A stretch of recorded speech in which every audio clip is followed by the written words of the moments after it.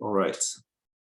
So today we'll be talking about financing and economics and the sort of role this plays in energy and transportation modeling, as well as some sort of common modeling tools that we'll use in this realm.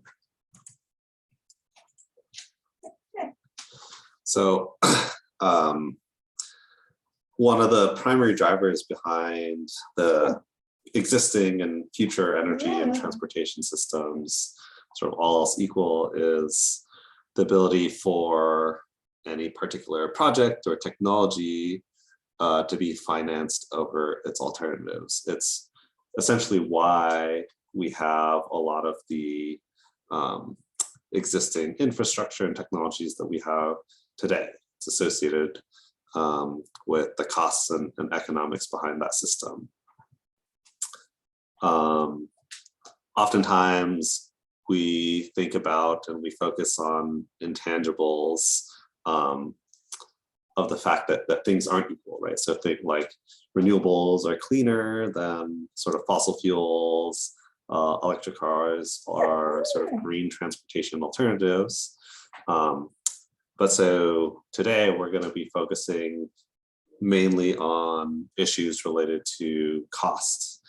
So we'll cover concepts of discounting, net present value, future value, cash flows, annualizing, levelized costs, and so on. And so hopefully as we go through the lecture today, you guys will get a sense of how all of these things play a role into a lot of the decision making that goes behind energy and transportation systems. Okay, and to be a little bit more specific, what are some examples of sort of engineering or economic questions? Thinking about, for example, a wind turbine that operates for 10 years, what's the cost of the electricity that it produces? On a more sort of local scale, does it make economic sense for you to think about installing like a solar hot water heater on your house? Well, a common one in transportation is thinking about the relative costs of owning and operating an electric car versus a gas car. And so all of these, again, have some common thread, despite thinking about different scales and systems through economics. And the last one here, how can environmental costs be included? We'll think about how internalization of costs kind of transform some of the intangible things we were talking about before about certain technologies being more environmentally friendly, how that transforms that intangibility into the world of economics.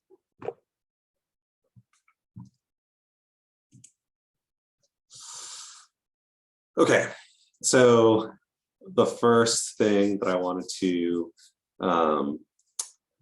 sort of highlight is the sort of difference between cost versus price. A lot of times, even in this sort of energy field or transportation field, people often convolute cost versus price, even though they're sort of very different things. And it's an important thing to keep straight. Cost of energy refers to the amount of money we have to, for example, sell energy at in order to get a desired rate of return, or perhaps to make a profit on our investment. So it's inherently related to the resources that it takes monetarily to generate some amount of energy, right? The price of energy is basically what people are willing to pay for. It's determined by market forces of supply and demand. Oftentimes, people think of them as interchangeable because we think that the price should be set at the cost, for example, but this isn't always going to be the case. So it's important to kind of keep that distinction in mind, and we're going to try and be sort of as robust as possible when we think about these two concepts. And when I say cost, that means something, and when I say price, that means something else.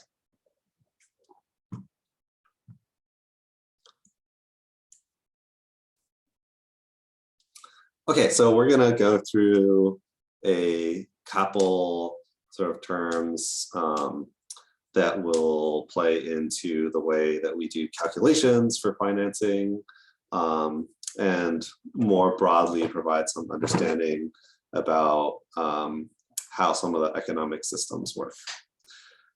Okay, so the first one, inflation. So inflation results in an increase in the cost of a good or service over time and a decrease in purchasing power. It basically means, you know, $1 today will be worth less in the future because the cost of the same good or service may increase over time. And this may actually be something that a lot of people are experiencing now. Actually, there's some record increases in inflation over the last, over the sort of very recent past. So a future amount of money F will not have the same purchasing power as if there had been no inflation. So $100 in 1975 is worth $426 today. The equation that we use for this can be seen here, where F0 is equal to F. So F0 is your initial value of money. F is the changed amount after the inflation, and then your lowercase f is the inflation rate, with n being the number of years.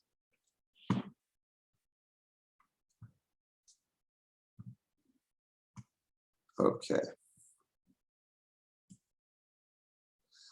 So one of the common ways that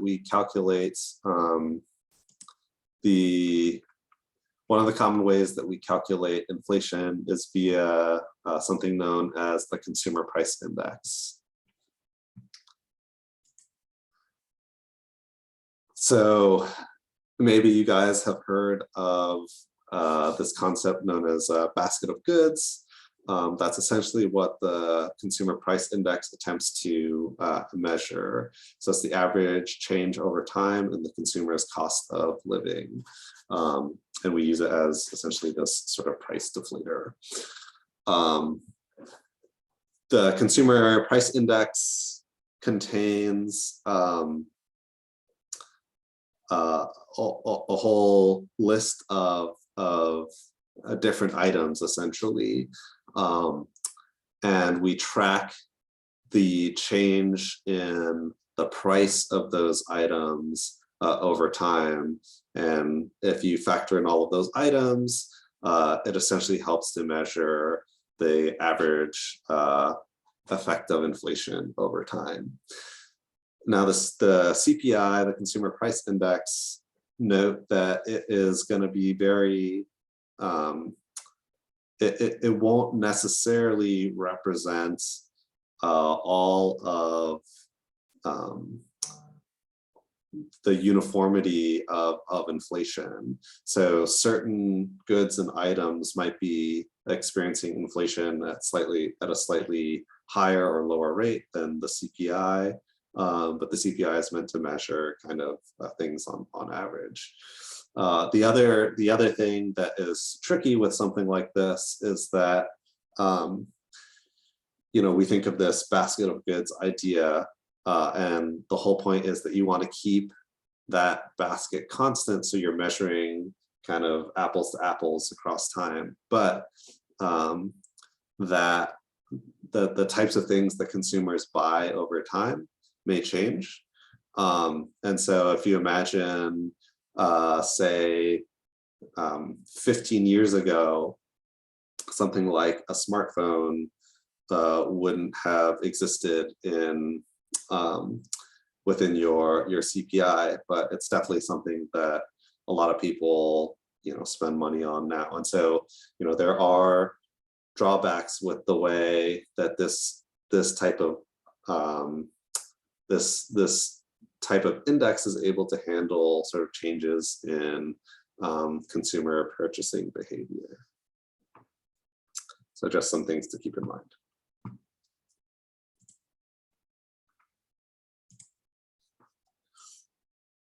Okay, and so all of that is related to this idea of a constant and current dollar.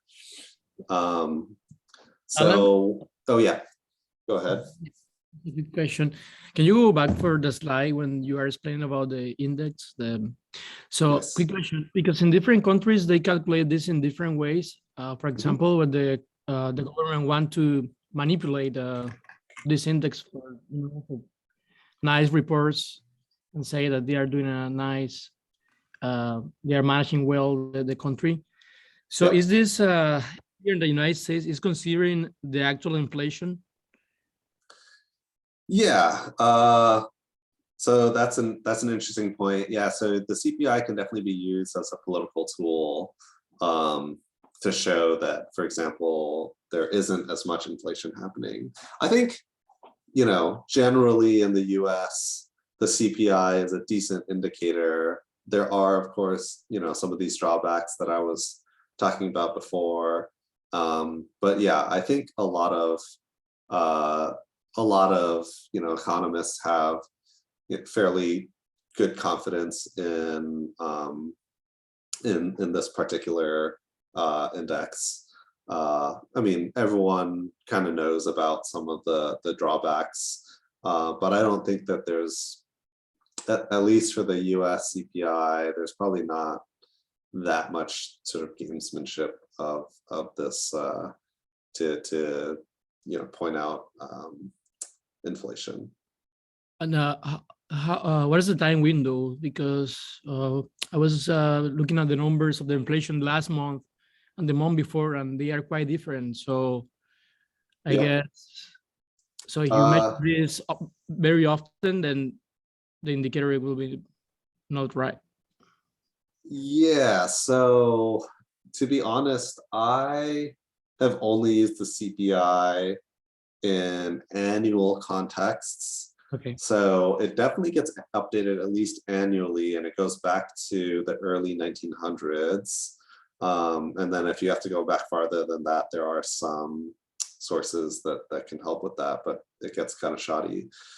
In terms of the frequency, I would venture to guess that it's either quarterly or monthly. And you're going to have more volatility when you do that. But I can't speak with complete certainty about how frequently it gets updated. Okay, thank you. Yep.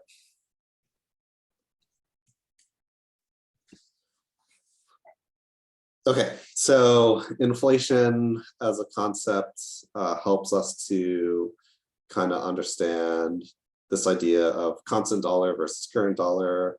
So constant dollar means that it's just whatever the price it is that's at the given time. We just listed at that price.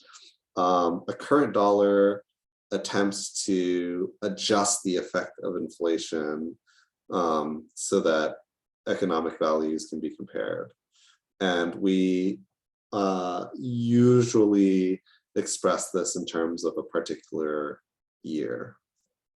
So I'll show an example of this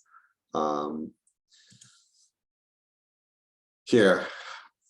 So if I were, in the 2010s, or well, let's say in the sometime in the 2000s, and you say, oh,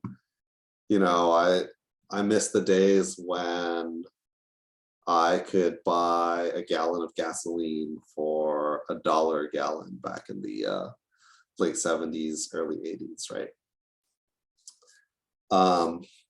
And so that reflects a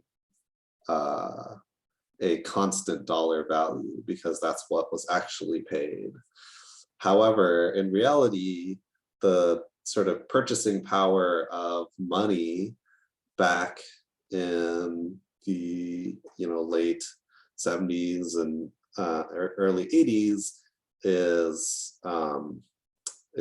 lower.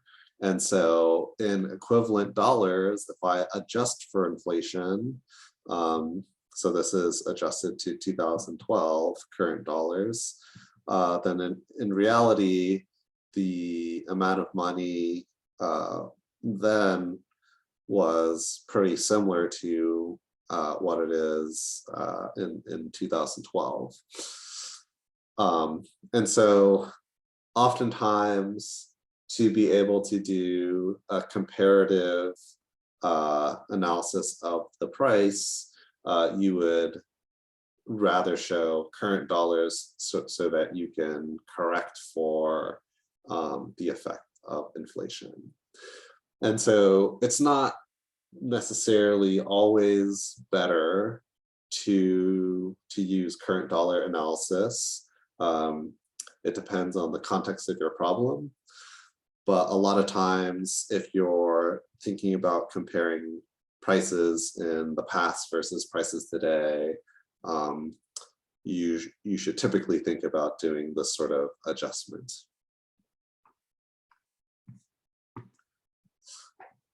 Okay, any questions about inflation? Yes, I see someone raise their hand. Yeah, so I also wanted to kind of provide kind of like an additional factor to CPI because I've actually worked with CPI before. Yeah. And yeah, I think I don't know if anybody was here when the ACCD fee referendum happened, but actually that was one of the questions when when we were trying to figure out the dollar amount for how much to adjust our membership fee by, because it wasn't adjusted for inflation since the 60s. Another factor of CPI that we have to consider was where the CPI figures are taken, right? So the national CPI figures are going to be very different than California CPIs, and even in California, it can even differ by metro region. Yep. Right. So you have like the SF Bay area, they'll have a different CPI than the LA area. Sacramento, we have our own CPI, I believe. And those figures are all provided by the state. So you can actually find those figures online. I think I don't know they offer a calculator, but they do offer tables for sure. Yeah. That's a good point. I think if you are embroiled in these types of economic or financing analyses, the context matters. And so if you need to get really detailed about, about more high resolution versions of your CPI, it's a good idea to think about that sort of thing. And so, yeah, if you're doing like a national level analysis, using the sort of general CPI is probably good. But if you are looking at a specific like city, for example, you might want to try and investigate if there are resources that can help be a little bit more specific. So yeah, thanks for pointing that out. And yeah, actually, it's interesting. There are actually some kind of important, very important sort of policy implications in using a constant versus a current dollar type of thinking. And so, the one that immediately kind of springs to mind in transportation is the gas tax. So the gas tax is actually just a flat tax rate. that at the federal level is not adjusted for inflation. So it's been at 18.1 cents per gallon since 1993. So almost for 30 years now. And as a result, inflation has essentially crushed a lot of the transportation funding streams that come from gasoline taxes, because if they raise the same sort of amount of money from gasoline taxes today, it's essentially worth a lot less than it was 30 years ago. And that's problematic for all sorts of reasons. Actually, in the last decade, it has caused these issues where Congress is actually funding a lot of the highway trust fund through the general fund instead of through traditionally what has been through gasoline taxes. A lot of states were like that. In fact, California was like that all the way until 2017, where they recently were able to pass a gasoline tax that now adjusts with inflation every year. It's like a very kind of simple thing that you could do when you write the laws, just to say, okay, we'll update it to adjust for inflation every year, which is what a lot of states have done in the recent past. But at the federal level, it's still problematic.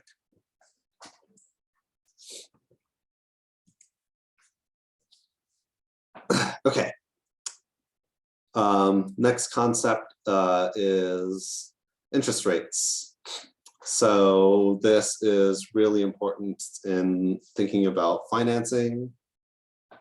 Okay, so when a lender loans money to a borrower, that lender will charge interest to borrow money. And so if I say, oh, I'll loan you $100 for a week, but you have to pay me back, say, an extra $5, right? So that extra $5 is the interest that you receive for providing that loan, and we can essentially determine, how much interest should be paid using interest rates. So it's the proportion of the amount loaned expressed as typically an annual percentage, although there are such things as daily and monthly interest rates. So interest rates are going to differ for different types of loans. They vary according to sort of the government's directive to the central bank. And so you may have heard of the federal interest rate, which is determined by this. And that actually sets the tone for a lot of the other types of interest that gets charged in loaning money. You can imagine that the rates are going to vary quite a bit depending on the currency of the principal sum. And so what that means is, okay, if I loan you, $10, the interest rate related to that might be very different from an interest rate if I loaned you, say, $10 million. The term to maturity of the investment, so that means, if I loaned you, $1,000, and I say, pay me back in 1 month, versus if I say, pay me back in 10 years, those types of things may dictate sort of different interest rates. And that's all somewhat related to this fourth term, the perceived risk of the transaction. So I, as the borrower, will have to kind of make some judgment about, oh, how likely is it that I'm going to get my money back, right? And so those types of things can be related to the currency of the principal sum, the term of the maturity of the investment, but also related to things about the person who's borrowing the money.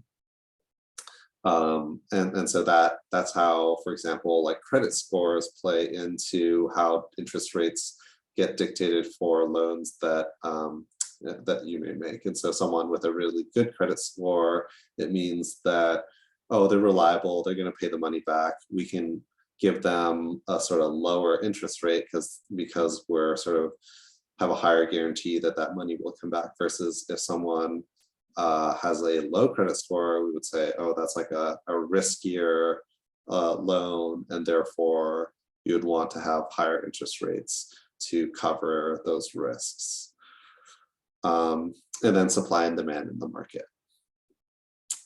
So the amount of interest that you receive on principal is equal to the principal amount times the interest rate times the number of time periods. Again, usually we express this annually, and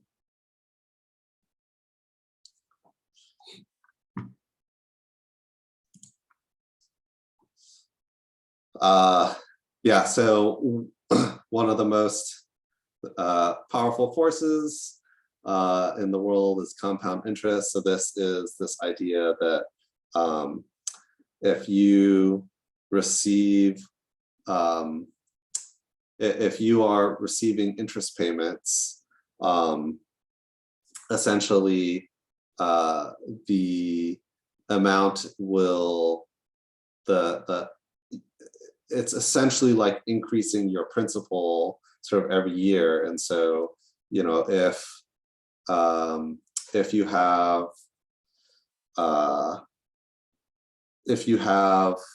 say $1,000 at like 1%, after one year you have say $1,010, but then the next year that $1,010, the interest rate will be against the whole 1,010, and so it'll continue to grow, and that growth ends up being exponential, right, at some point. And so you the longer you keep it in, sort of the larger and larger gains that you'll receive from an initial investment.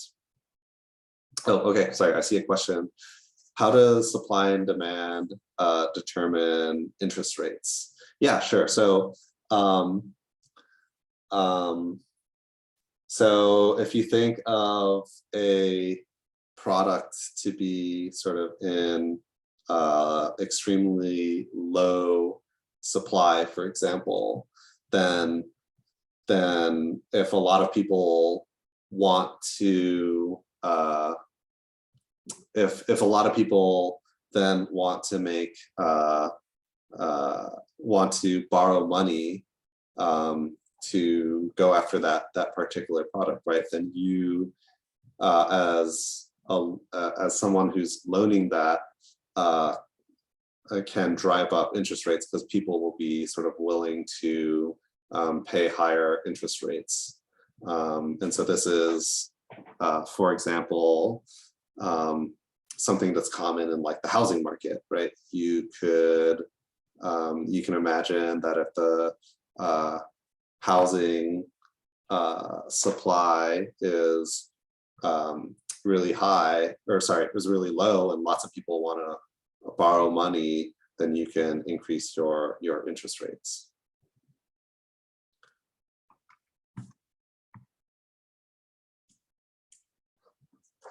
So sort of like mild life advice here. So if I were to invest in some amount of money, due to compound interest, the amount that you're getting back when you retire will be a lot higher the longer you have it sort of gaining money for you. And so this is like a nice little diagram I think it's if you max out your IRA every year, you could you could have $1 million if you started when you're 20, but then the sort of relative gains that you're getting in the later years are substantially lower than the gains that you're getting if you're investing early.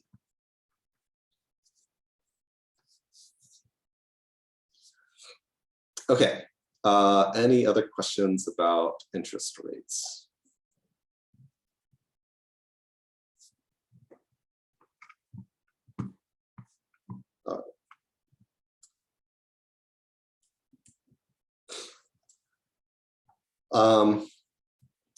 Okay, so I want to talk about something that is related in concept, but is actually something different. And this is known as a discount rate. And so this often gets confused with an interest rate. So let's make sure that everyone is sort of super clear on this particular concept, which is definitely a little bit more sort of ethereal than interest rates, I think. So a discount rate is basically the preference difference between the value of consumption today and consumption in the future. So this is often the rate that we are referring to when we think about conducting a sort of present value or present worth analysis. Discount rate is the time rate of change of money. We can think about this in related terms for like interest rate, cost of capital, opportunity costs.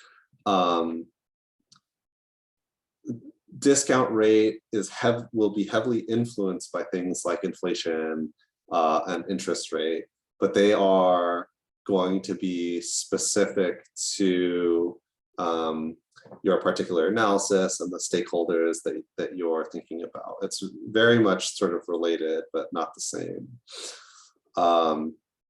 So if I think about some quantity of money C spent in a future year N, then we can calculate the present value of that future C using this equation. So present value is equal to that quantity of money divided by 1 plus your discount rate to the power of N, which is the number of years. Okay, so let's try and sort of solidify this concept a little bit. Let's calculate your discount rate or someone's discount rate. So, okay, can I have a volunteer from the class, please?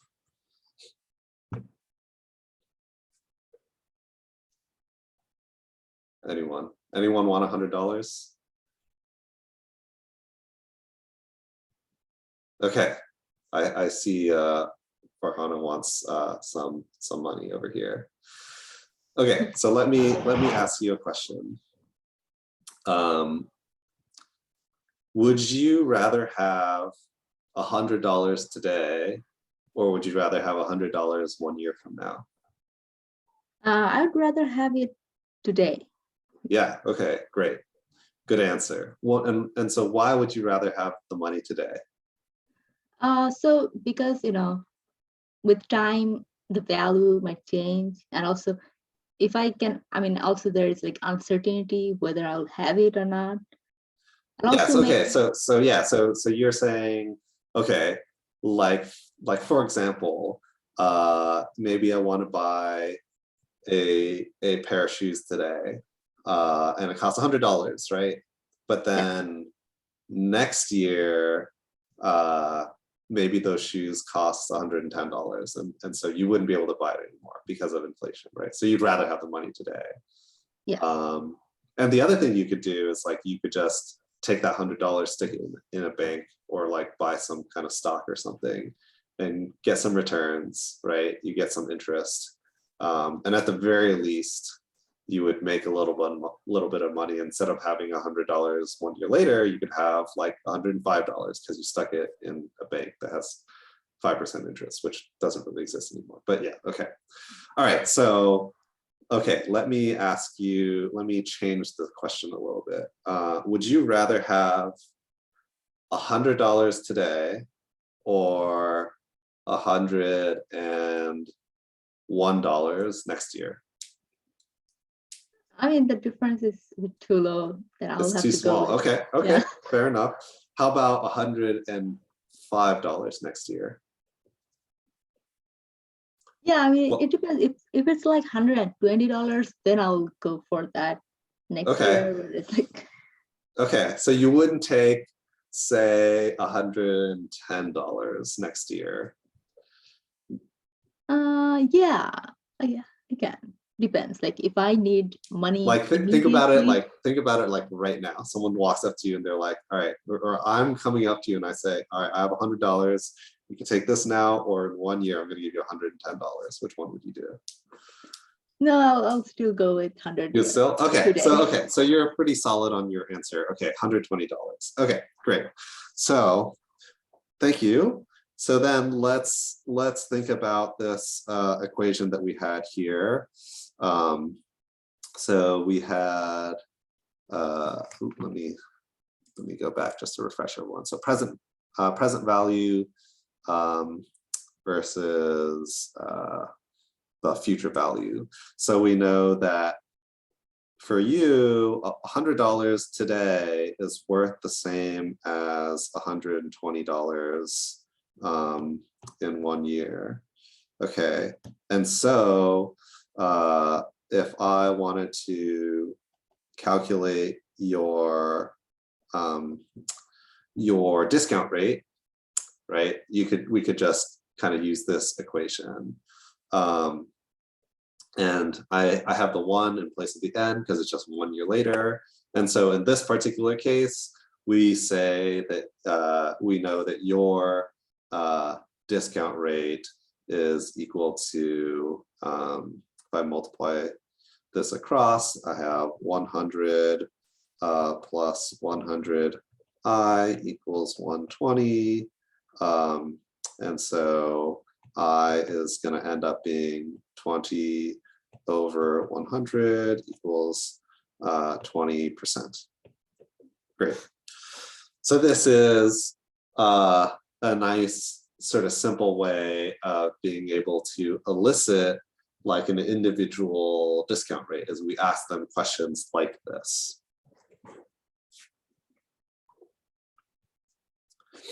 Okay, any questions about how we went about this calculation? Okay. Oh, excuse me. So the 1 is the discount rate because you have 1 plus I elevated to 1. So 1 was, what was 1 before? This is the discount rate, is I. 1 is just a constant in the equation. So if I go back. No, not the one on the left. The one on the. Oh. Yeah, like this thing. Elevated to 1. To the, yeah. So this is n, which refers to number of time periods. Okay. Okay. Yep. And I was just saying, oh, in 1 year, right? And actually, it's kind of an interesting question. The discount rate can be non-linear. So if I were to ask Farhana again, okay, $100 today versus $100 10 years from now, you know, I wonder how much money it would have, how much higher than it would have to be to accept that, right? Maybe maybe it'll end up being even higher than 20% or lower. Like maybe if I said, you know, $100 today versus say $200 in 10 years, or $300, $400. You know, that we can recalculate that discount rate. Well, also, like suppose the same situation. You're asking to Hannah, I don't remember her name. Let's suppose you're asking me, right? So if I will have that money, $100 a day, or for example, $150 in 1 year, and then I have in mind, okay, I'm gonna take the $100 today, but then I'm gonna put it in the crypto market plus stock market, and then I can make $200 Yes. in 1 year. So even if you give me 150 today, I'm not gonna take it because potentially I can get more money. But in that case, if I had to calculate that, I don't see that as a linear. It's a linear. So, okay, so this is actually, this concept is actually exactly what I'm going to talk about on the next slide. So what is the correct discount rate?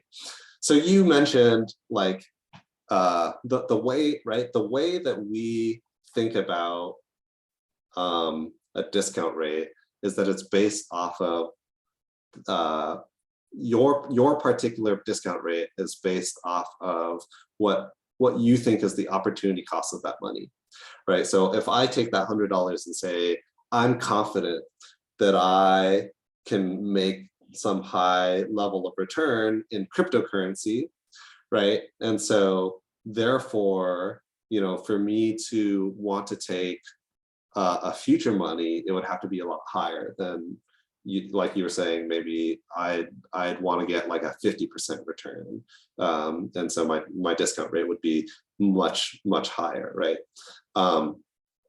And maybe for someone else, they'll say, oh, okay, like $100, like, okay, yeah, you could put it in cryptocurrency, but maybe it's like a higher risk type of thing, and I don't like taking those types of risks, so I'm willing to take maybe a lower amount of money. So there isn't like a right answer, right, in terms of what a discount rate should be. It's all going to depend sort of on the user.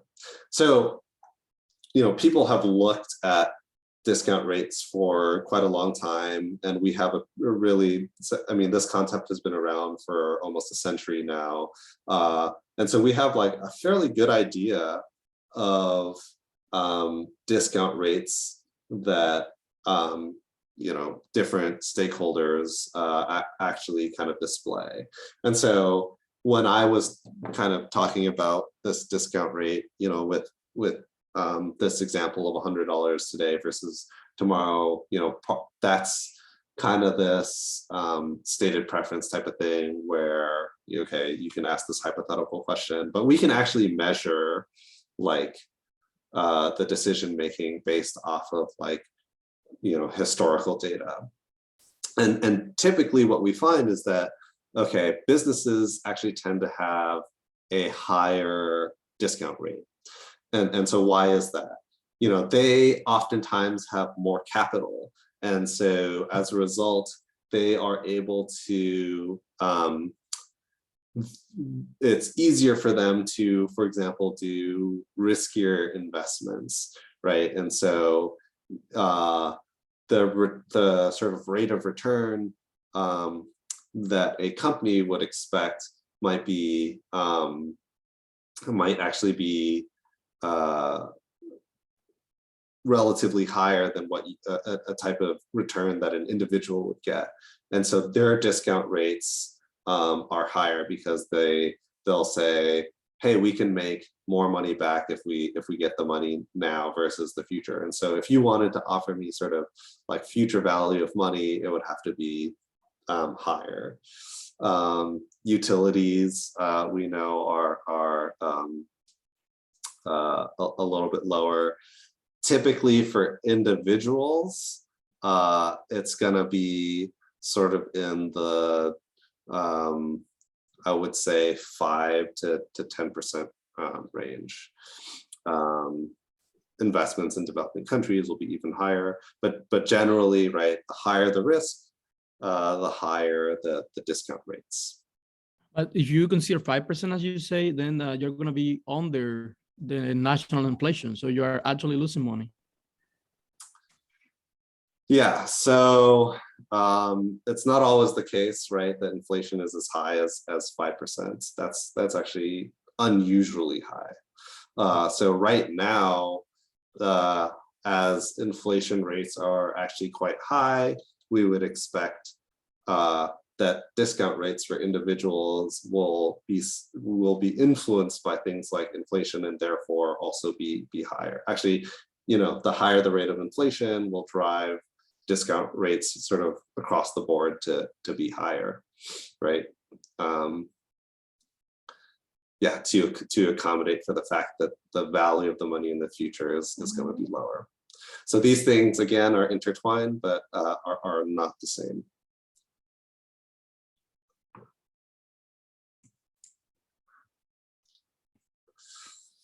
So there are a couple of different ways we can go about doing these sort of calculations. So compounding, so this is also known as the future value method.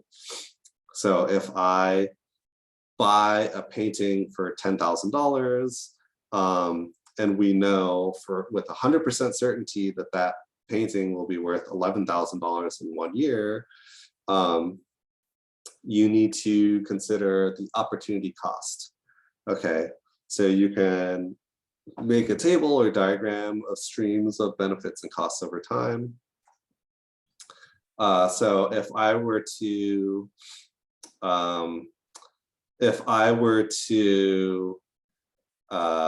put $10,000 in savings and I was able to earn an 8% interest rate, right? I could calculate that the amount of money that I would make from that interest would be $800, and so I'd make $10,000 and $10,800. And so the question is, okay, would you buy the painting, right? And so if these were the only two alternatives that you could make, right, is buying the savings or putting it into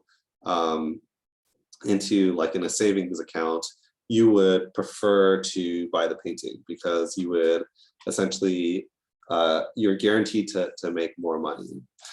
And so this whole example right here kind of shows you how we can start to think about doing comparative analysis between sort of different decision-making lines that you could take. And so this is what allows us to do sort of direct comparisons between different sort of financing plans.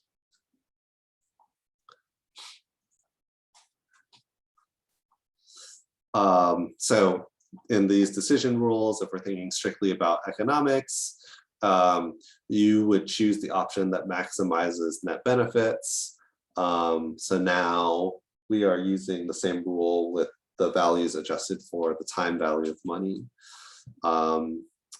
And in this case, we're going to buy the painting. And so again, this is called future value when you take today's dollars and I go from my 10,000 to 11,000 or 10,000 to 10,800. The alternative option is to do an analysis using something known as present value. And so we would do this problem in reverse. And so how much money would I need to start with to get $11,000 in 1 year? Okay, so if I look at the future value of money, the future value is equal to $10,000 times 1 plus the interest rate, and $10,000 was the present. So if I use this equation here, my future value is $11,000. I divide it by the sort of alternative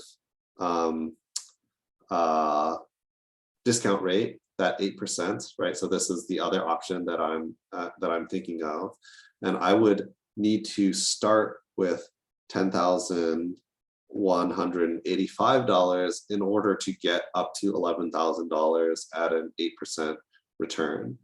And because the present value is higher, then I should buy the painting because it's a lower initial investment cost of $10,000.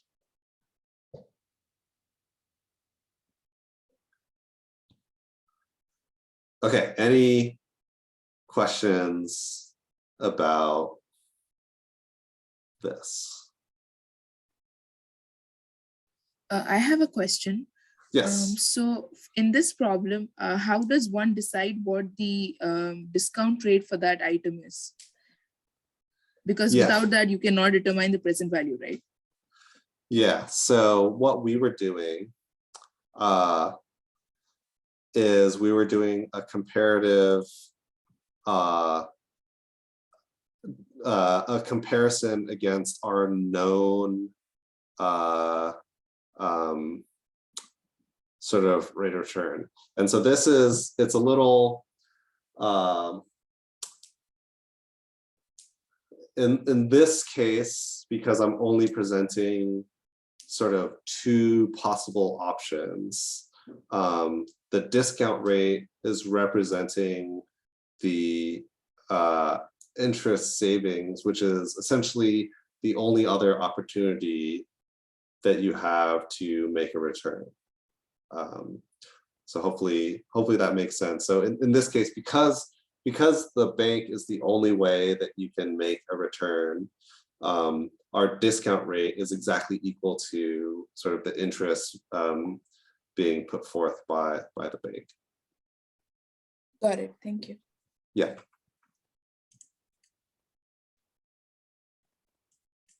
Okay. The last option, and this is probably the most common when we think about some of the sort of financial analysis being done in sort of energy systems and transportation systems. When we think about the sort of financing, this is known as net present value, or NPV. So we have a current investment of $10,000, and then receipt of $11,000 in a year as represented in this equation. And so at 8%, you would have this same thing about initial investment, 10,185. And so what you've done is to turn your $11,000 into the present value using the 8%. And I can compare what that present value is compared to what the net present value of, or sorry, what the present value of the return would be, take the difference, and that would give you your net present value. And if it's positive, then you would invest. So conceptually, I think the way that you can think about this is like, suppose we're thinking about buying a power plant, okay? And it costs a whole bunch of money sort of right up front to invest, okay? But I'm gonna get returns sort of year on year, right? And so let's say it costs $10 million today, and then every year, let's say I make, let's say $500,000. But we also know that every that $500,000 next year that I'm making, and then the $500,000 that I'm making, 2 years from now, and so on and so forth. The value of those revenue streams are decreasing over time because of discounting. And so what net present value does, like you can't just say, if the power plant lasts for 25 years, I just multiply 500,000 times 25 and compare that return because of this discount rate. So what net present value allows you to do is to change all of that money streams in the future into a present value, and then it'll tell you, okay, if the difference between what you put in and what you get out is positive once you've done the present value for all of those future payments, then it's a good investment because you make money back. But if it's negative, then we would say, okay, it's a bad investment because you actually lose money. Okay, and we'll show a sort of more specific example of this in a moment, but this is just to help solidify this concept. So in general terms, you've got your present value, your future value, and your net present value.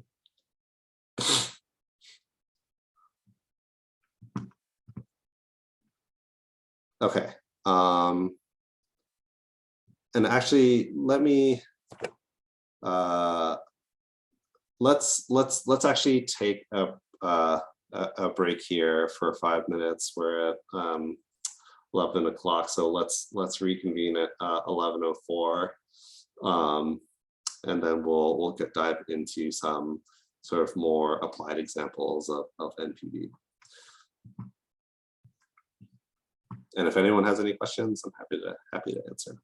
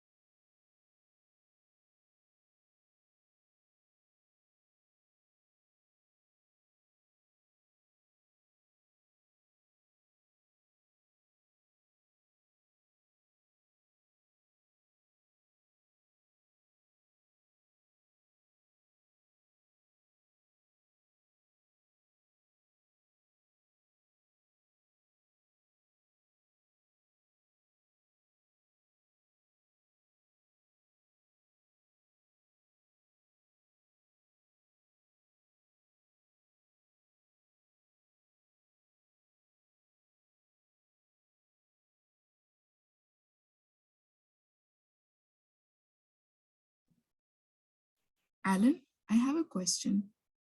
Yeah, go ahead. Yeah, I just want to see if I'm understanding this the right way. So you said that discount rate is decided, I mean, based on historical data, right? So suppose an analyst is kind of trying to look, I mean, trying to calculate the discount rate for a business. So will he look into the, growth of the business, the kind of revenue they have generated and all of that? So, okay. Actually, I would amend that a little bit. I would say, like, it is possible to determine discount rates based off of past behavior, but oftentimes if you are going to do some analysis for like a business, they may indicate to you already kind of like a preferred rate to use, or you could make some assumption about what a reasonable discount rate would be for a business like that, based off of maybe like similar types of companies. Yeah, so what you're saying is like calculating a discount rate, that's certainly possible, and that is one avenue that can be taken to calculate a discount rate, but that's not always the case. I think it's actually pretty common for companies themselves to have like a decent idea of what their discount rates would be, and they would just say, okay, like please use this kind of rate in your analysis. Okay, and you've also said that higher the risk, then higher the discount rate, right? So Yes. does that mean that like if a company is deciding to make a certain investment and their discount rate is pretty high, then that could influence, suppose they need a loan, then could their discount rate influence the interest rate of the loan and things like that? Yeah, so okay, if I were to take a loan against like a risky investment, that would inherently drive the interest rate up. And when the interest rates are higher, typically your discount rates are higher as well, because they're thinking about like opportunity costs. Yeah, so that's one way. Essentially, it can get influenced by relative discount or relative interest rates. Yeah. Okay, thanks. Yep. Okay, so let's go ahead and Alan. oh, yep. Yeah, good question. Right now, it's a very interesting question. Let's suppose that I want to sign a discount rate for the country, for the United States. So if I have to do that same calculation at my country, there is a standard. There's a national standard determined by the Bureau of Commerce of the country, like the rate that you have to use. But here it seems more tricky because the country is very liberal in terms of the economy. So what about if I use the S&P 500 or the Dow Jones growth during the year? No, okay, so hang on. So countries don't assign discount rates. But, Uh, no, well, I'm talking about, at least in my country, they have a reference. yes. A reference value for discount rate when you're comparing projects. Yeah, so, okay. Yeah, so they definitely do. Countries inherently will have some kind of discount rate based off of the decisions that they're making. Mm-hmm. And they may say, oh, okay, like for certain types of investments, they may say, okay, don't do this unless you're getting some kind of like return, that type of thing. That can help you determine the discount rate, but it's a little bit more sort of ethereal at that level. And oftentimes it's not going to be uniform for different sorts of projects. You don't just say everything that like the US does has to be at like a certain value of a discount rate. Yeah, but I'm talking about like if we have to, because we are talking in this course about policies, right? And then if we have to compare like the, the present value of a specific potential project, the revenue for the country, not at the business level, because at the business level, that depends on each company itself, right? But you Yeah. have to do something like, okay, so what is going to be the present value of this new policy of subsidizing electric trucks for small companies in California? So at the end of the day, they have to receive a kind of return, right? They're not going to make a project that is not making profit in somehow, even if we have to account for the amount of emissions in terms of cost or something like that. But what is the reference value that we should use here? Do you know what I'm talking about? Like, it's more like, okay, I want to compare projects and the return of those projects. So there is like a kind of a standard or something. So what I would say is that discount rates are going to be too context specific to the type of project and the stakeholders involved to make a generalization about a uniform discount rate that can be used for any particular sort of level, even if you're thinking about like, like all the decisions like a country might make. Mm-hmm. And we're actually going to talk about sort of a broader topic related to discount rate. I mean, about discount rates beyond sort of your typical individual and corporation sort of at the end of today's lecture. So let me hold off on that, and maybe that'll help answer some of those questions and the way we think about like a social discount rate. Sure. Yeah. Okay. So thinking about the context of the net present value that you might use for something like a power plant. Okay, and so this, I'm kind of formulating this to be a little bit more specific to that, but let me maybe quickly show a generalization of this. Okay, so essentially we have, if I think about sort of bare bones costs related to operating, let's say, a coal plant.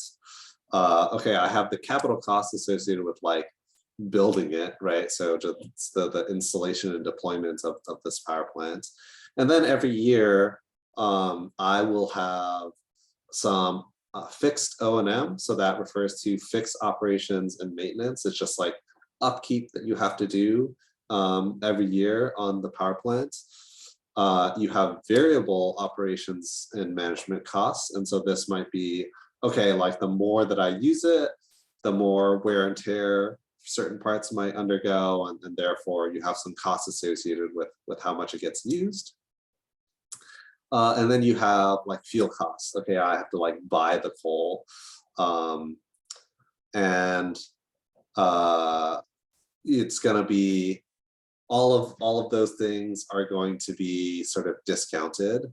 And then you may have some return from selling the electricity, which I guess I didn't have included in here, but you might have something like plus like return.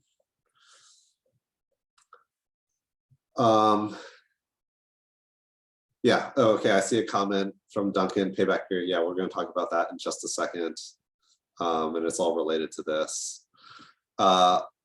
So the way that I like to sort of help myself visualize net present values and the calculations associated with this is to draw this like diagram. And essentially what I do is like I have these dots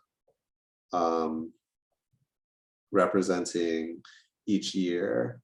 Okay, and so this is year 0, year 1, year 2, and so on and so forth.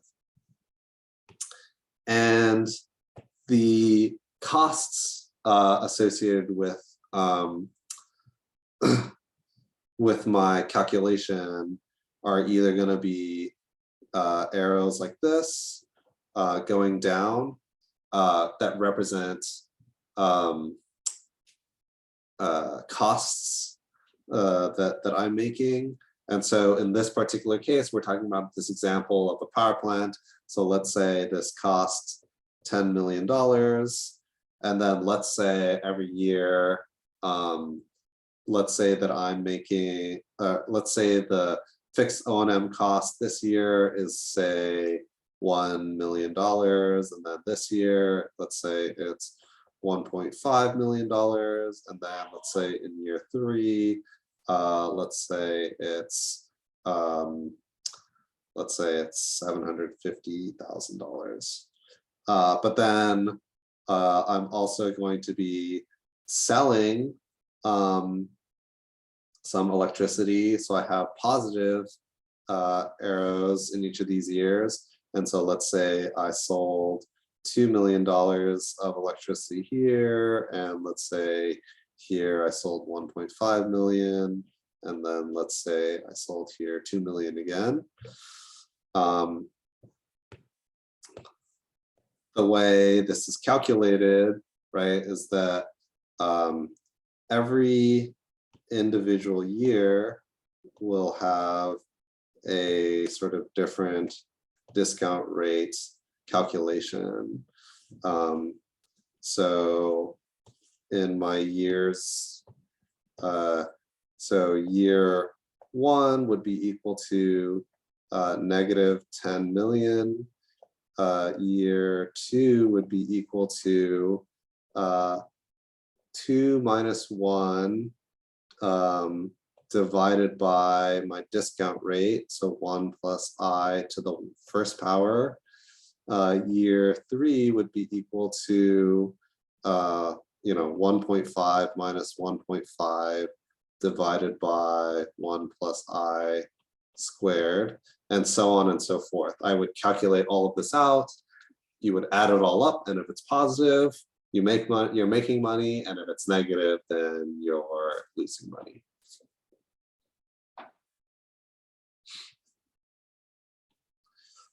Okay.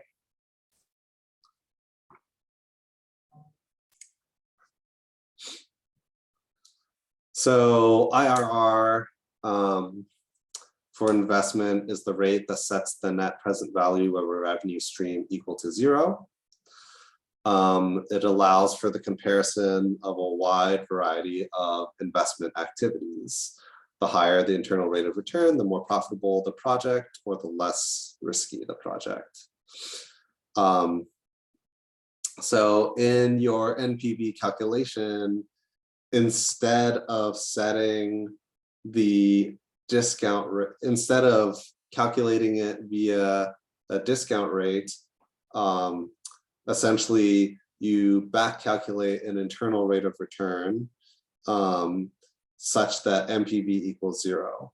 And this allows you to do a comparison of the internal rate of return versus your discount rate. If the internal rate of return is higher than the discount rate, then it's essentially saying, hey, this is a project that is going to give us a higher return than what we consider is the sort of associated opportunity cost of that investment.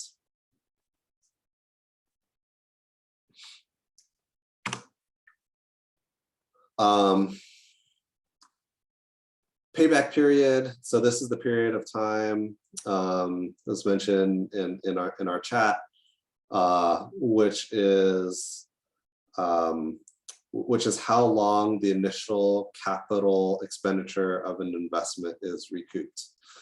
So this is the difference in the total installed cost divided by the difference in annual operating costs. That's a simple way of doing it. Then that doesn't take into account discounting. And the discounted payback period does take that into account, where you are taking the difference in the discounted total annual operating costs. So again, this depends on the stakeholder and their risk tolerance, but typically a lot of projects are selected based on the idea that a payback period should be within, you know, a year to 3 years. And that, right, if you think about it, that corresponds to a particular type of discount rate. Because you're essentially measuring, it's the measurements of your opportunity cost in a different way, where you say, I want to make the return in a certain amount of time. And you can, you should be able to sort of go back and forth it to calculate if I were given a payback period for a particular project, and I knew, you know, information about that project, you could back calculate the discount rate in the same way that if I had a discount rate, I could figure out what that stakeholders' desired payback period would be. And so these two are sort of immediately, intimately related.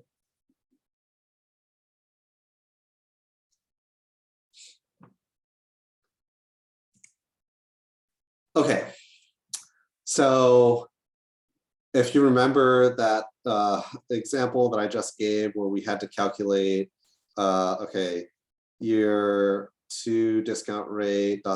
year 3 discount rate, and so on and so forth.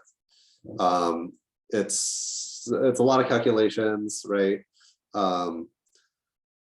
But there is a shortcut in the case where you have something like this. So if I do my little diagram again, if it's the case that, let's say this, let's say it looks something like this.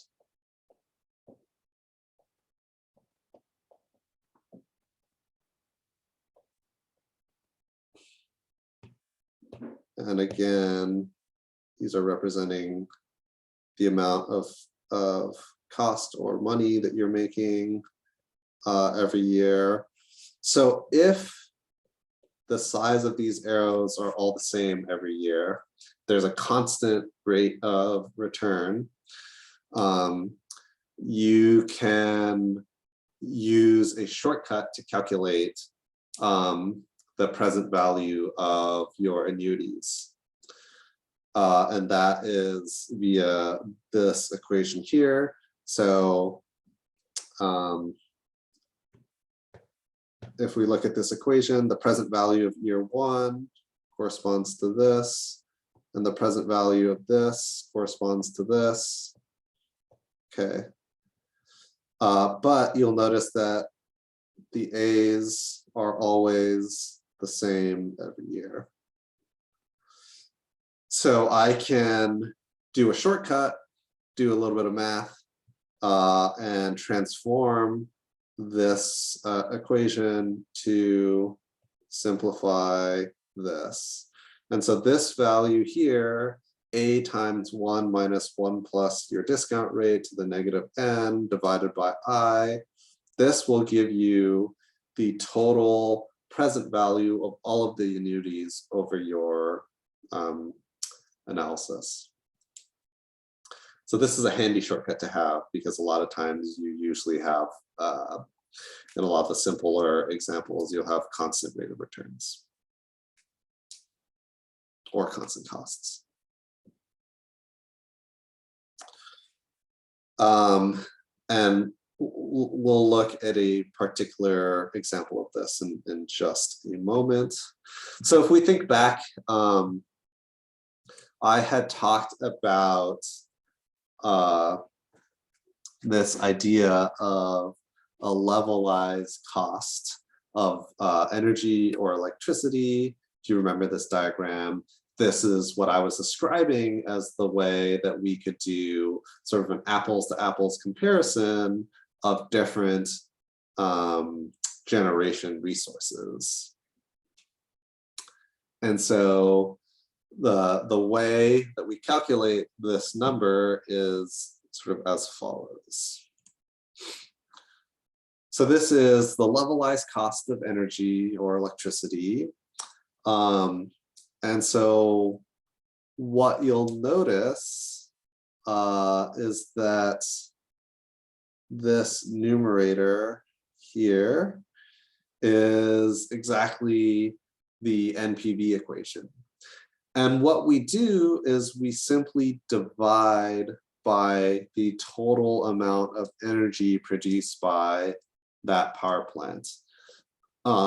So essentially you collapse all of the costs of that power production into a present value, and then you divide it by the total amount of energy that it produces over its lifetime.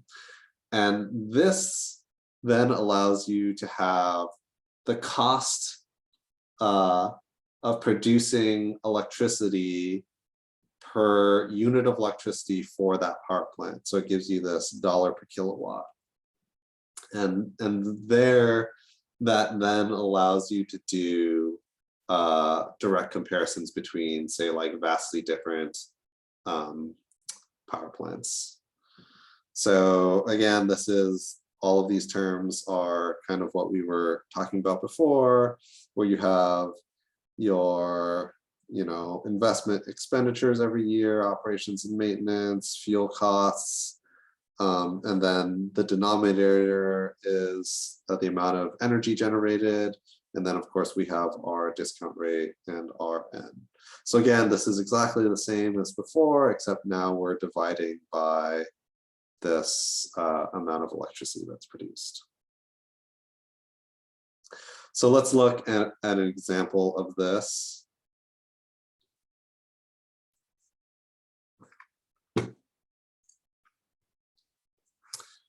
Okay, and so hopefully this conceptually shows why this type of analysis is necessary. It's a little, the example itself is a little bit contrived, but the basic idea is like, okay, if I ask you sort of an investor and I say, okay, like, should we invest in producing electricity from rooftop solar systems or from a coal power plant? I can look at all these different figures, right? The capacities are different. The capital cost is vastly different. They have different sorts of maintenance and fuel costs. They last a different amount of time. How am I going to go about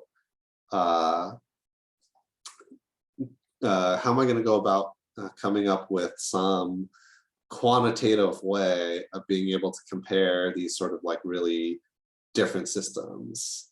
And the answer is that we can use, some of this NPV financing analysis that we just went through to conduct this analysis.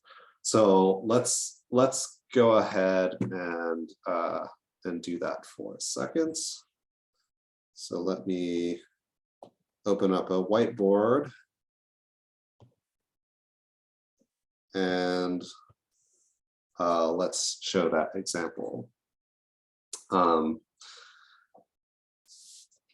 So for a solar rooftop, in my year 0, I had a capital cost of $100,000. And then in each progressive year, I have some other costs associated with this. So in this case, it's going to be $3,000 every year in maintenance costs, and I have no fuel costs. And I know that, okay, so then year 2, it's the same thing, and so on and so forth.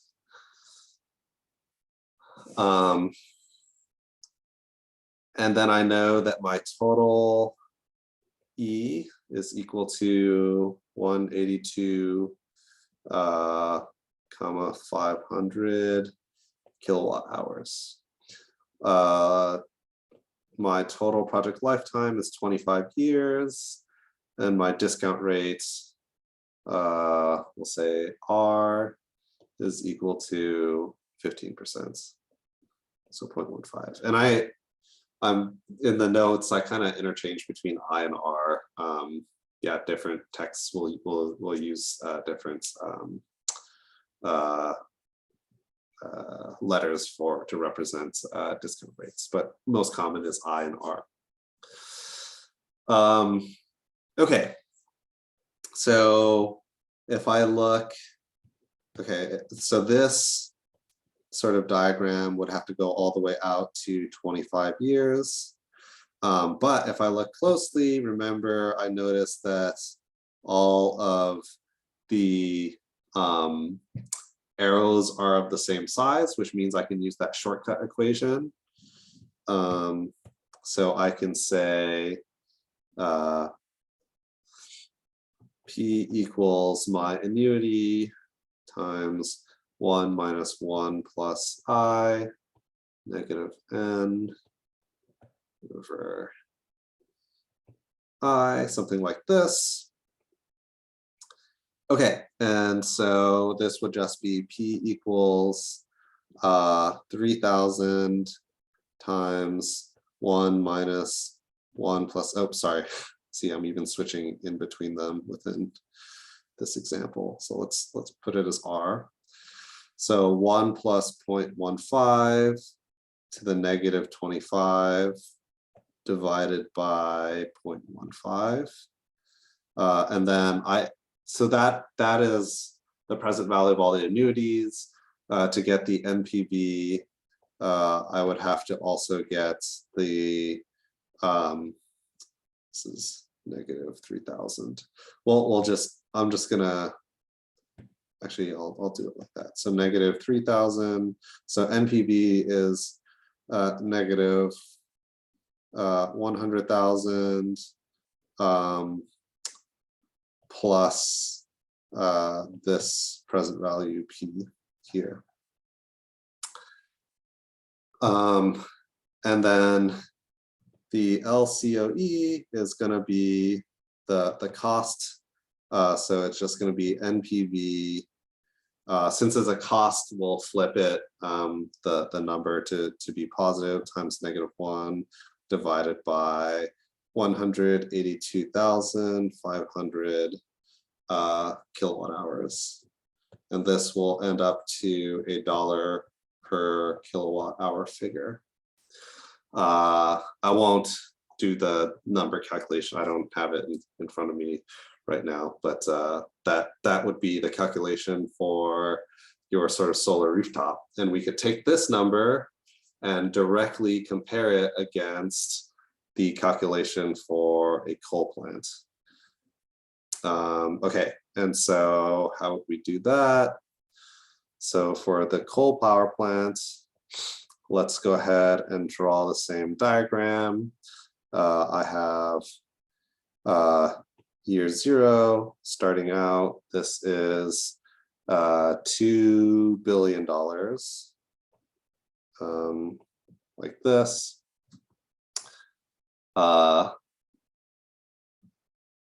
Oh, actually, sorry, I need to go back. I just noticed that this is the annual production. So this would have to get multiplied by per year times 25 years.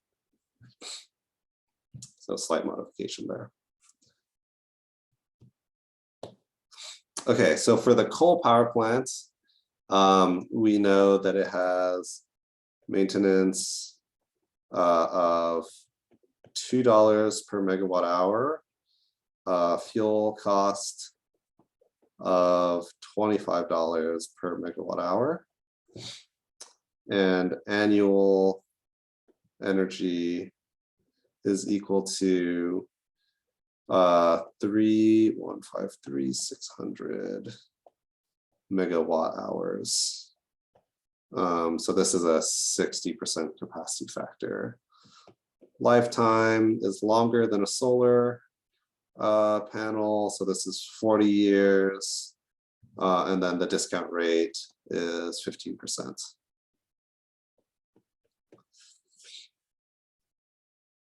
Okay, so what are my annual costs? In year one, I have some cost here like this, and it's going to be these. So $2 per megawatt hour, and I produce this many megawatt hours per year. And so my cost would be 2 times 3,153,600 plus 25 times 3,153,600. And again, the nice thing about this particular example is those arrows are all the same. So we can do our annuity shortcut equation again instead of calculating every individual year. So that would be P is equal to, let's call this quantity, we'll just say that's A, right? So then that's A 1 minus 1 plus I to the negative N divided by, oh, doing it again, R. And our NPV is equal to -2 billion plus P. LCOE is equal to NPV times -1 divided by 3,153,600 times, so this is megawatt hours per year times 40 years. And then if I wanted to translate that into kilowatts, it'd be times 1,000 kilowatt hours per megawatt hour. And the units of that will be $ per kilowatt hour. And then I can directly compare now the LCOE of my coal plant versus the LCOE of the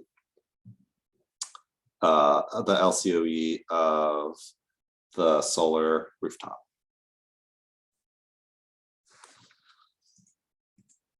Okay. Any questions or confusions about these calculations? I know I'm going through this kind of quickly, so definitely if anyone wants to spend a little bit more time here, happy to do that. Yeah, NPV is times -1. Yeah, so it's let me actually go back to sharing my screen. Yeah, that part's a little less straightforward. So the NPV, the way that I kind of explained that we calculate it is like negatives for costs and then positives for revenue. So all the costs are negative, but because LCOE is referring to a like cost, we inherently know that it's negative.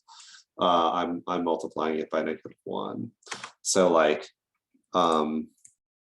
if we look at these, it's like with the in the NPV version, these would all be negative, right? Like it's a -$50 per megawatt hour cost.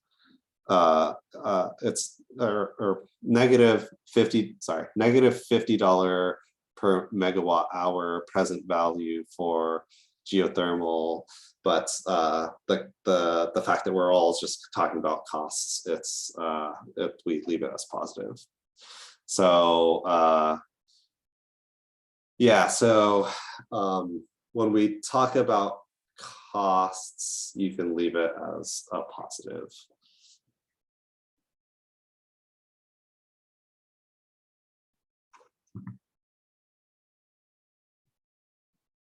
Okay. Anything else about this?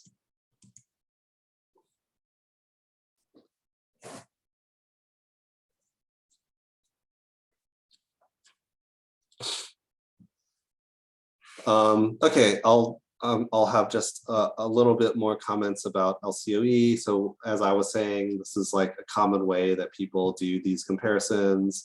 There are some caveats related to the way that we kind of think about levelized costs and the way that they're used. Okay. So we use this to compare economics of conventional and renewable generating technologies, and there is a lot of commentary about some issues related to that. So one, it doesn't take into account that the fact that like the value of electricity changes over the course of a year and different sort of time slices. And so if you think about like the real-time price of electricity, for example, basically all you need to know is that the real-time price of electricity fluctuates quite a lot over the course of a day. And so when we think about sort of levelizing the cost of energy, we're doing it uniformly. We just divide by all of the energy, but the value of that energy is sort of different at different points. And what that means is that if I am a particular type of generator and I can supply electricity at certain times of the day, like in theory, I have like more sort of economic advantage. And this kind of nuance is lost in an LCOE calculation.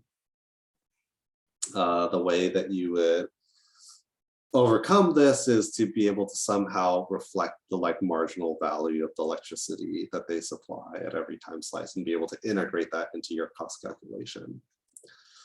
The LCOE is not a replacement for sort of these more detailed economic comparisons where you do like where you are able to model things like balancing supply and demand and other sort of constraints, whether it be like policy or economic or environmental constraints. And so this is done in larger sort of system models, such as the times more call model, which is something we'll talk about sort of way later in this course. And so just know that there are some sort of inherent simplifications in doing a levelized cost of electricity. Okay, so I see a question popping up. So we're considering like constant fuel costs and maintenance costs and LCOE. So in the examples that I was showing, I was, and that's kind of for a simplification. You don't have to. You can do this calculation where your I, your M, and your F could be changing over time.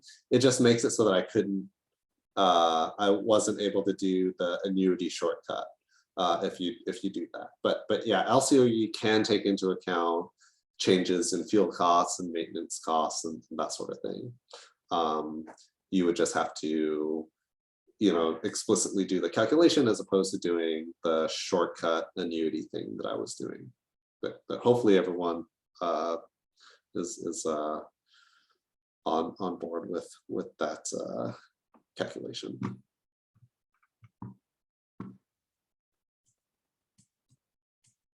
Okay.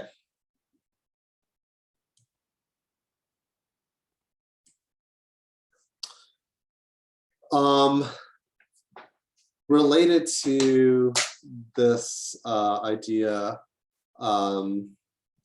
of looking at these energy systems with this type of analysis and discount rates. So for new technologies, we observe these really sort of high discount rates. And the use of high implicit discount rates is to recognize the fact that there are like gaps in the way that's particularly in energy efficiency. And so these are efficiency gaps. So we use this as a way to kind of represent, in my mind, a lot of times these kind of represent like behavioral sort of implications of investment decisions. So the example that I like to point to for a hurdle rate is light bulbs. Okay, so back before we had all the CFLs and LEDs, and we were, the predominant light bulb technology was an incandescent light bulb.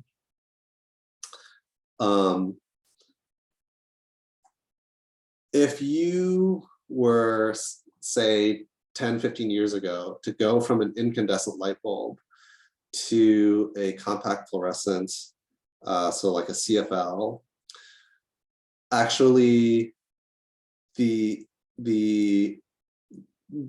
capital cost of purchasing the CFL was higher than an incandescent, but the energy savings were so much higher that you could make your money back in a really short amount of time.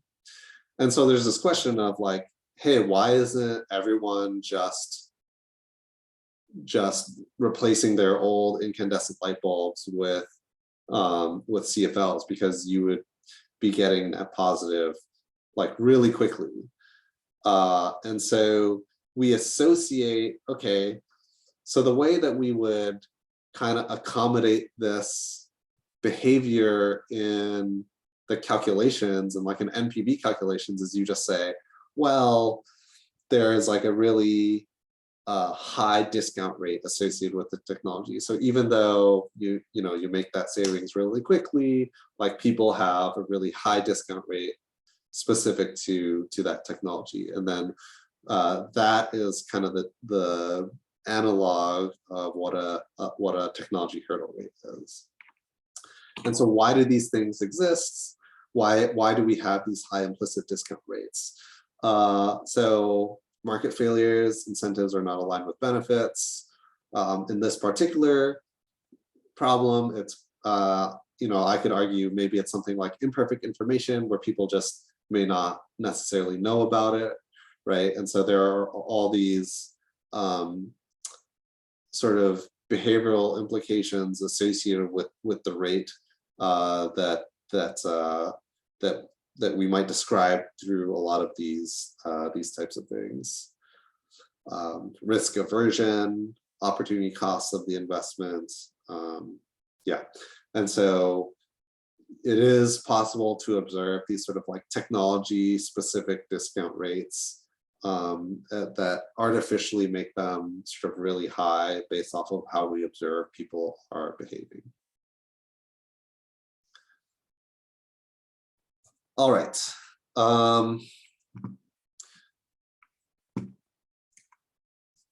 So I want to dive now into a sort of deeper concept associated with discount rates.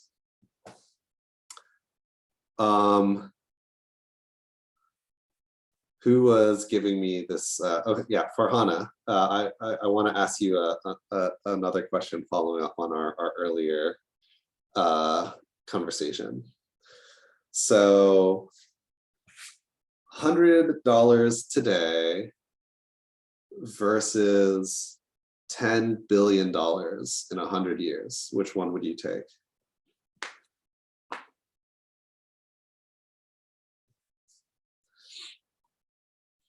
Maybe? No? Okay, well,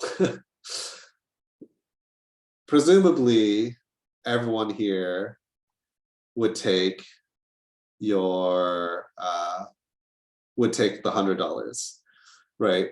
And that's because in 100 years I'm gonna be dead. Exactly. So that money is just kind of not very useful for me.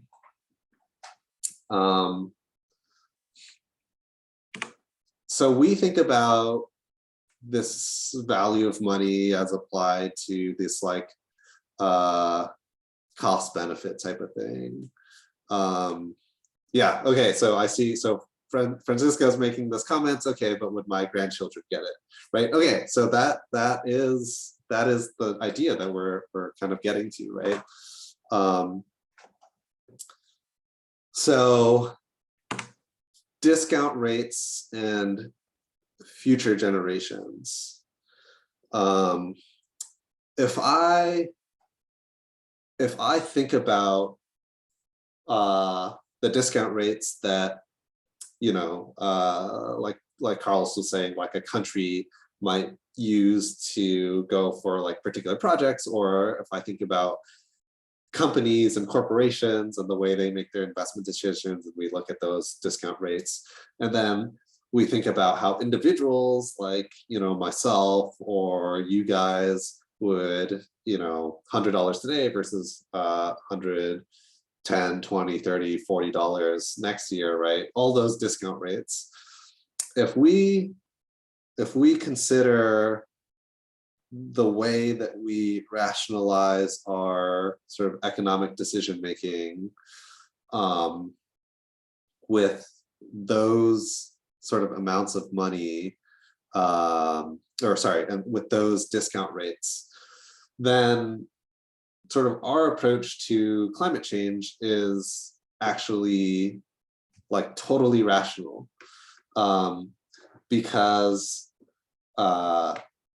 the economic damages associated with with longer term societal events get discounted away. So from like a economically rational actor, like the damages that we are doing to the climate actually kind of make sense. However, it implies that like the longer term value in society and the welfare of future generations is essentially kind of meaningless to us. Even if I have like a 5% discount rate, the value of money like 50, 60, 70 years from now, because, you know, it sort of compounds on itself, will be almost zero, even if it's like a fairly substantial amount of money. And so people argue, a lot of sort of philosophers and economists argue that we need sort of really low discount rates to ensure that we value sort of future generations. So for an individual time preference, we give weight to utilities when consumers make decisions about specific outcomes, and we prefer sort of immediate utility over delayed utility. For an intergenerational time preference, so thinking about sort of future generations of people, we reform this idea to think about the concern that we have for sort of these future individuals.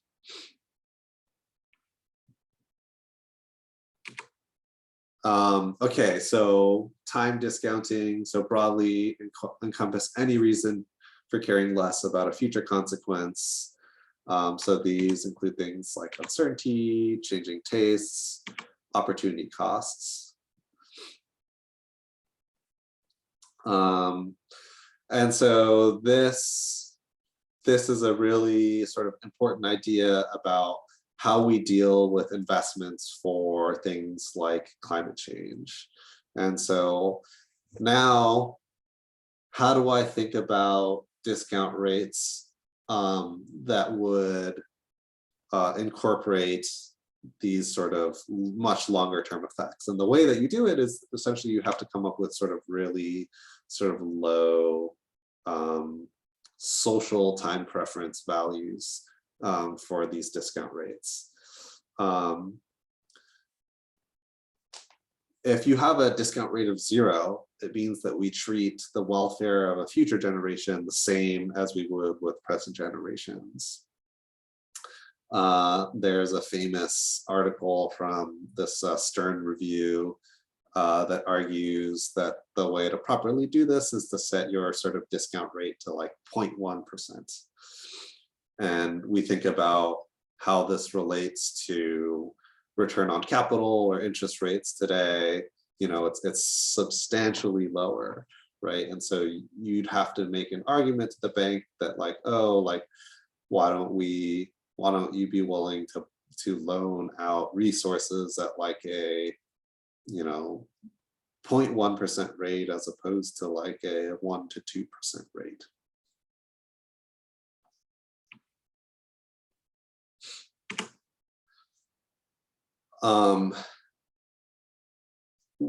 It's a tricky subject because all these things that we do to improve sustainability and to mitigate climate change, the reductions in GHGs lasts for centuries, literally, right? So the sort of halftime for CO2 in the atmosphere is like over 100 years, right?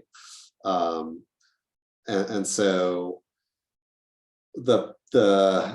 we would be making investments to do mitigation costs today. Like if I were to decide to build a solar plant instead of a coal plant, maybe at a higher cost, and those costs are borne by individuals in society today who would not see any of those benefits in the future of reducing those GHG impacts. And so that's kind of like the inherent difficulty when we think about sort of doing rational economic decisions using this traditional discounting analysis. So how should governments discount the costs and benefits of public projects? It's sort of hitting on what Carlos was talking about before, but sort of specific to this idea of addressing climate change. So some countries have suggested or recommended using sort of declining discount rates for future generations. So when you think about this like a project, it's like as you move forward year on year, the discount rate gets smaller and smaller, which means that we can value the future benefits more. In the US, the OMB says, you know, a discount rate of 7% is an estimate of the pre-tax rate, but this effect is to essentially think about capital in the private sector, but this type of suggestion isn't necessarily reflective of the rates that you would need to think about sort of like future generations. Okay, so I think I'm going to sort of end here for today. Sort of leave us on this thinking about the discount rate and sort of in the traditional financial analysis and the role that it has played in sort of decision making for climate change. This is a pretty important concept for folks who are, particularly for folks who are doing any sort of like economic analysis, and for folks who are interested in sort of longer term, like climate change, sustainability actions and decision making going behind that. This type of thinking sort of penetrates into a lot of the decision making behind projects that can support climate change mitigation. So it's important to make sure you guys have a solid grasp of this concept. Okay. Otherwise, if there are no questions, which I'll stick around for, I will see you guys all for next class on Thursday.